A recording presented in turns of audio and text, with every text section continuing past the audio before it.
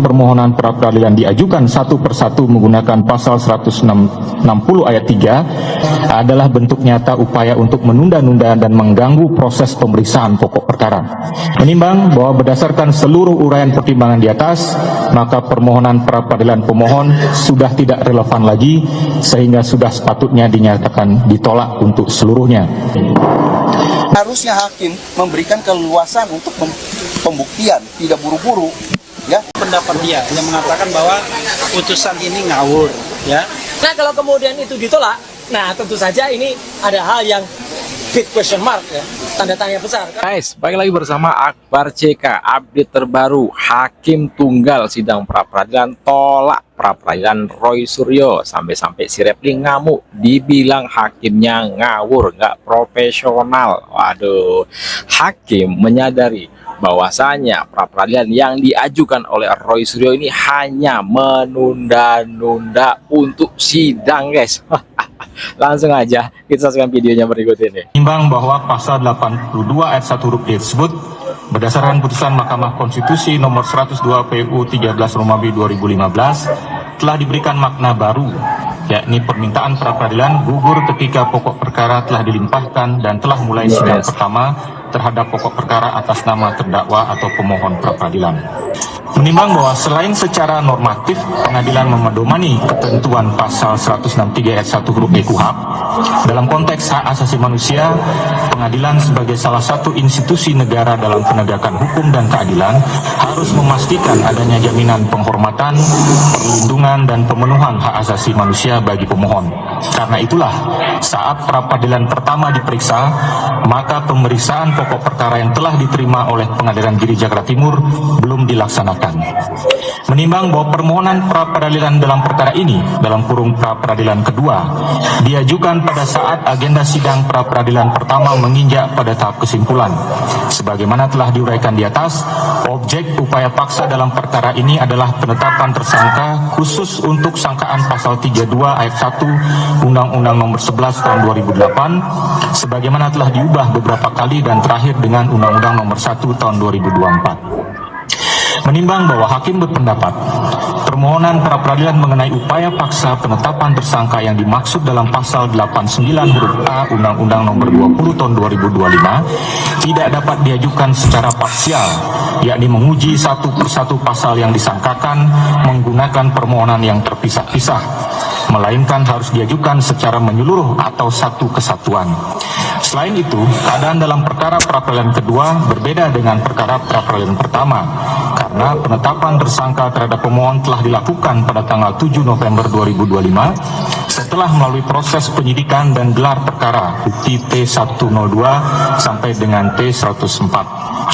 Menimbang bahwa setelah menetapkan pemohon sebagai tersangka dan dilanjutkan dengan pemanggilan pemohon untuk didengar keterangannya sebagai tersangka bukti P1 dan P4, termohon juga melakukan gelar perkara khusus atas permintaan pemohon dan telah memberikan kesempatan kepada pemohon mengajukan saksi dan orang-orang yang memiliki keahlian khusus guna memberikan keterangan yang menguntungkan bagi dirinya. Bukti T106 sampai dengan T118, bukti T123 sampai dengan T149. Setelah diberikan kesempatan mengajukan bukti yang meringankan, pemohon tidak menggunakan hak hukumnya mengajukan pra-peradilan untuk menguji penetapan tersangka tersebut. Selanjutnya, hingga hasil penyidikan dinyatakan lengkap oleh penuntut umum di tanggal 30 April 2026, pemohon juga tidak mengajukan pra-peradilan untuk menguji penetapan tersangka.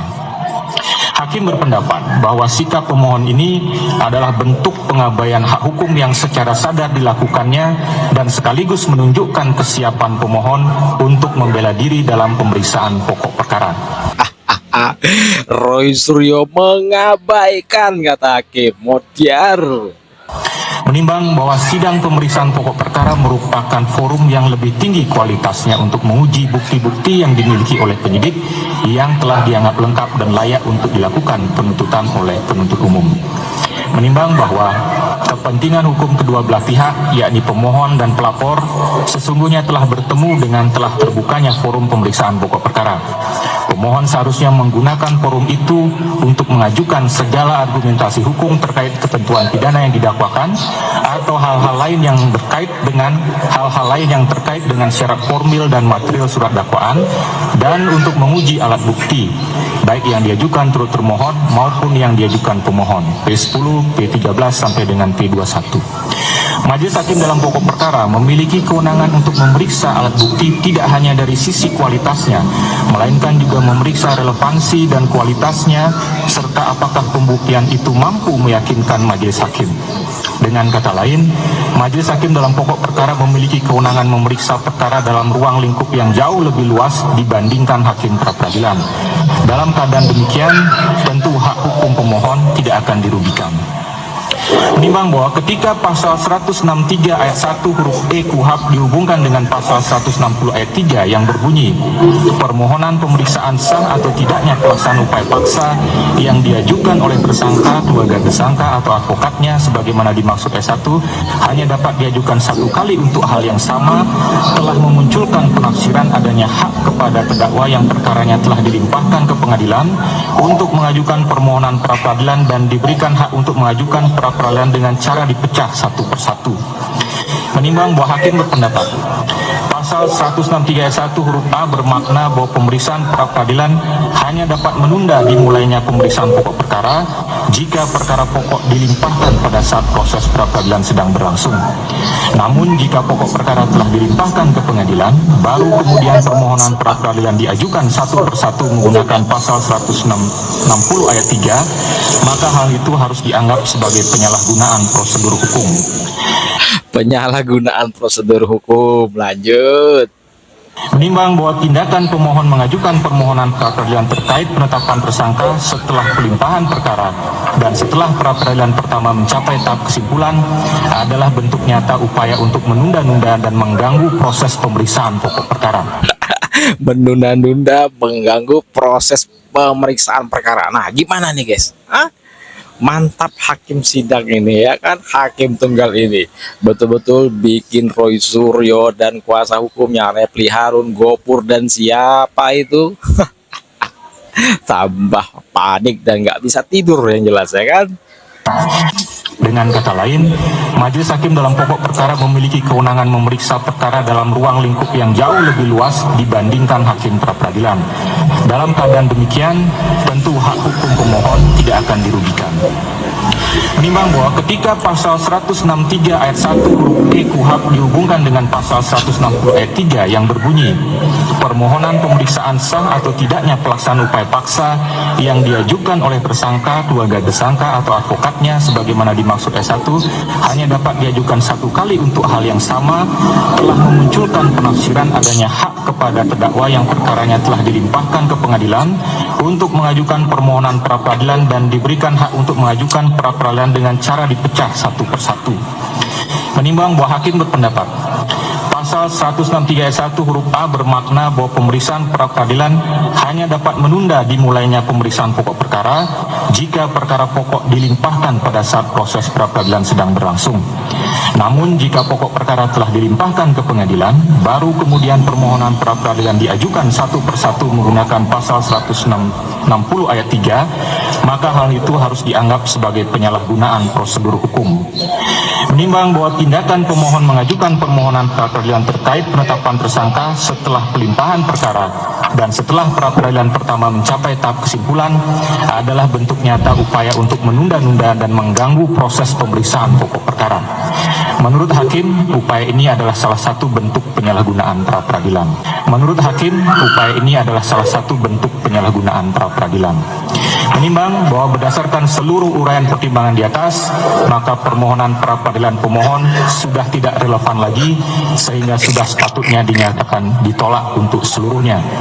Menimbang bahwa oleh karena permohonan pra-peradilan ditolak untuk seluruhnya, maka biaya yang timbul dalam perkara ini haruslah dibebankan kepada pemohon sejumlah nihil.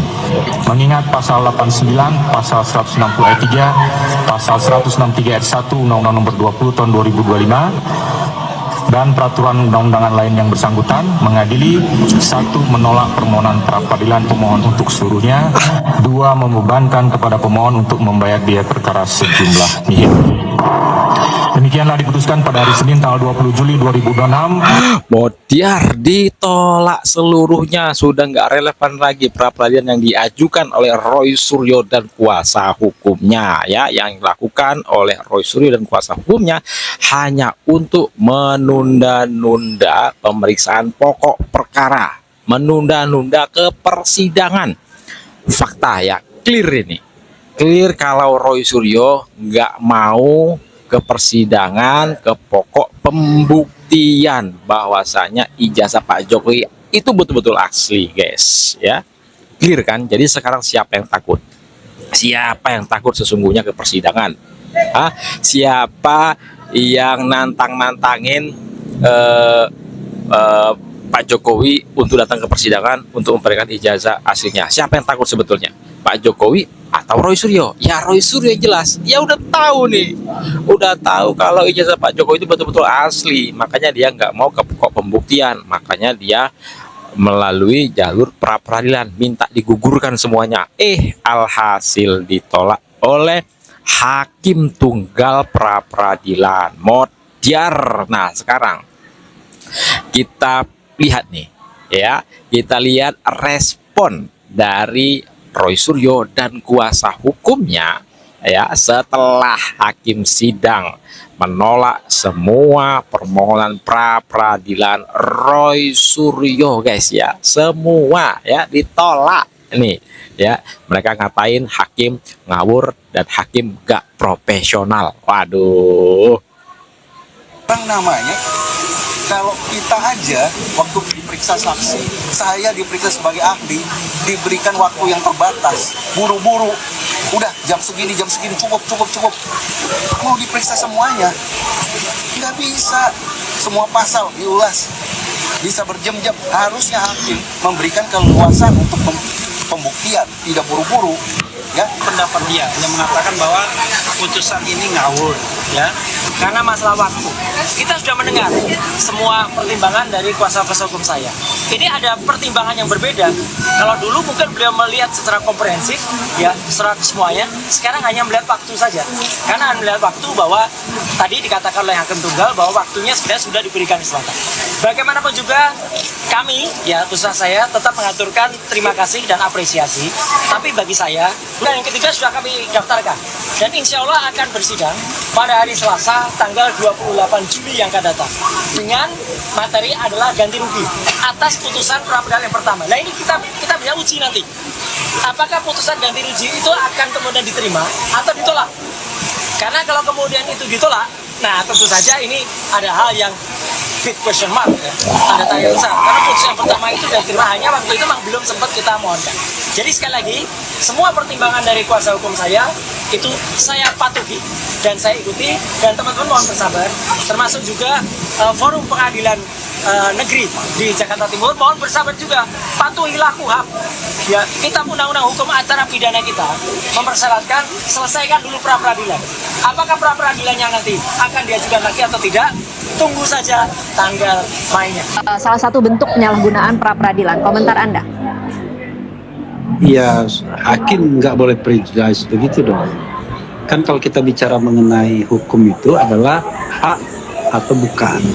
Jadi sepanjang bahwa pra peradilan itu adalah hak dari pencari keadilan, justice seeker, maka ya instrumen itu bisa digunakan, bisa tidak. Nah, perkara kemudian dikabulkan atau tidak itu kan soal lain. Cuma memang kita agak kecewa dengan hakim kali ini karena tidak memberikan pertimbangan hukum yang memadai. Dia mengatakan soal timing, harusnya katanya ini diajukannya pada tanggal 7 November setelah penetapan 7 November 2025 setelah penetapan sebagai tersangka. Kan apakah kita mau mengajukannya kapan itu kan tergantung bagaimana kita melihat situasi. Bukan kemudian kita dipaksa-paksa, Anda harus ajukan 7 November, nggak begitu.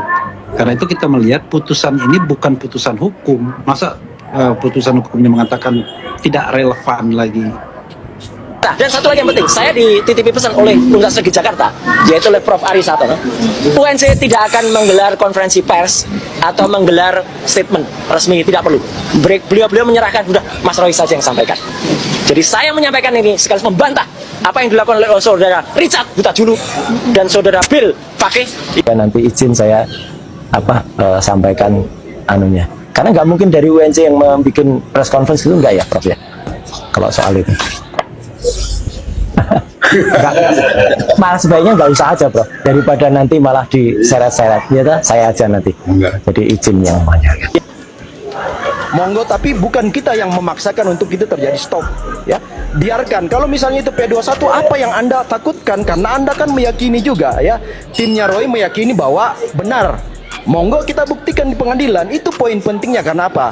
Semua generasi bangsa, adik-adik saya mahasiswa di seragam jaket mahasiswa malam ini yang hadir itu, kita harus memberikan pendidikan yang benar bahwa negara ini negara hukum, dibangun atas landasan hukum. Kita bisa beda persepsi, bisa beda interpretasi, tapi hukumlah yang harus kita hormati ketika bunyi palu itu bunyi. Nah, itu pentingnya kita memberikan pendidikan. Dari kita malam ini anggaplah mengarah ke sedikit-sedikit agak keras opini kita, wajar. Tetapi biarkan hukum berproses. Jangan kita membangun satu masyarakat yang namanya law disobedience, pembangkangan hukum, civil disobedience, pembangkangan sipil. Negara gagal adalah negara yang tidak mempercayai proses dan aparatur yang membangkang. Dan saya tidak mau adik-adik mahasiswa generasi bangsa ini dididik Ada cukup. ya ini gara-gara termulai nih. Ini ilmu lagi pemahaman kalian tidak mempercayai hukum. Gini. Hukum di bangsa ini. Ini membelokkan. Udah cukup. Teman-teman melihat proses ini pentingnya ada. Itu udah kampanye itu. Ambil poin pentingnya. Ketika Ibu Repli ngomong, saya diam manis, duduk manis mendengar. Kalau kita merasa terdidik, nggak usah nggak ada isinya kok ngapain. Kalau misalnya tadi mengatakan Bang Boy baru semester 1, sementara kita ngomong Anda mempotong-potong. Pertanyaannya di mana etika pendidikan Anda? Loh, ini juga ngapain juga kampanye nggak punya legal standing ini. Nggak usah. Nggak usah. Nggak punya legal standing ini ngapain ini? Udah. Tanyakan itu. Udah provokasi ini. Anda nggak punya Ini provokasi nggak punya legal standing ini. Relawan tuh bubarin aja relawan tuh. Ngapain relawan kita membangun persepsi kita masing-masing. Relawan tuh bikin rusak negara. Menentukan yang mana persepsi. Ngapain ada relawan-relawan kayak gini? Terima kasih Pak David. Apa ini nggak jelas ya? Ini sudah. Anda sudah memberikan pendidikan hukum yang benar, Prof. Baik, terima kasih Bang David. Oke, silakan. Ini kadang-kadang kita itu sudah selesai ngomongnya, tapi kampanye terus menerus kan nggak ada lagi isinya. Isinya tuh sedikit aja. Jadi gini, ya. Kadang-kadang kita ini aneh, serahkan pada hukum. Kok hukum kok disempitkan kepada persidangan sih?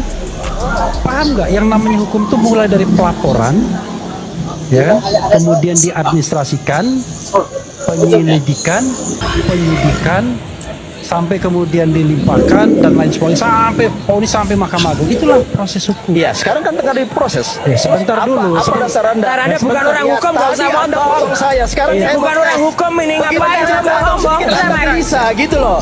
Supaya Anda diajar dari Bisa, pro. sampai Bandung nih. Saling Ada lagi substansinya. Udah, dengarkan saya. Ada substansi, nggak ada. Anda nggak punya substansi. Payung ini nggak ada apa-apanya, nol. Ini nggak punya substansi. Udah, sini. Dengarkan saya. Dengarkan saya dulu. Dengarkan saya ngomong. Supaya saling menghargai. Cukup Bang David. Dengarkan saya ngomong. Kita dengarkan Dengarkan saya ngomong. Oke. Dengarkan saya ngomong. Penting saling menghargai. Dengarkan saya ngomong. Ya, Terima kasih, tadi Bang David. saya ngomong Anda Iya. potong. Ya udah, saya mau Enaknya jelaskan digituin. kepada Saya mau Anda ajar apa itu Anda. proses hukum. Baik. Saya mau Hai. ajar Bang Anda. David udah. Dengarkan saya ngomong. Bang David sudah. Terima kasih ya. Iya. Soalnya- Jangan bahaya. Oke, kita tunggu Ini sebentar. kan bahaya. Saya Kita ini dengarkan hormati Bang bahaya. David. Ini Oke, apa? Ini kita saya dengarkan punya Bang. nggak Oke, baik. punya poin, cuma mau ganggu Silakan saja. Bang, apa Ya, yang saya Anda mau mau? nggak etis. Hey. Ketika saya ngomong Anda Baik. potong-potong, begitu Baik. saya potong Anda teriak. Baik, tidak ada. Poin pentingnya, Bro. Hei, Terima kasih. Apa? Apa? Sudah, Lu sudah. mau apa? Iya, pemirsa kita akan jeda sejenak. Lu mau apa?